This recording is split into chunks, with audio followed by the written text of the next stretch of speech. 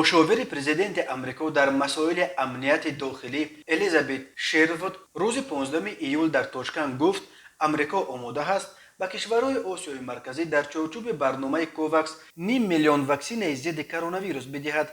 خانم شرود رندل که در تاشکند در نشست نمایندگی آمریکا با وزیران خارجه 5 کشور آسیای مرکزی صحبت میکرد گفت آمریکا در مبارزه با کرونا ویروس در خود این کشور به کامیابی‌های قابل ملاحظه دست یافت و حال تمام تلاش را برای محو پاندمی در سراسر جهان به خرج می‌دهد. ما در کشور خود به پیشرفت‌های قابل ملاحظه دست یافتیم و حالا معرکه را برای صورت بخشیدن به توزیع واکسن در سراسر دنیا روی دست گرفتیم. ما درباره جدا کردن 500 میلیون وایه واکسن برای برنامه کوواکس اظهار دادیم و این واکسن‌ها به همین منطقه خواهند رسید.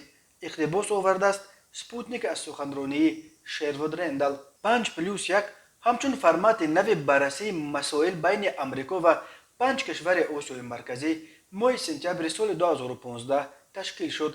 کوواکس یک برنامه بین المللی است که سازمان جهانی تندرستی و دیگر سازمان‌های بین المللی با هدف دسترسی عادلانه همه کشورها بخصوص کشورهای نودار به واکسن ضد کرونا ویروس تأسیس دادند.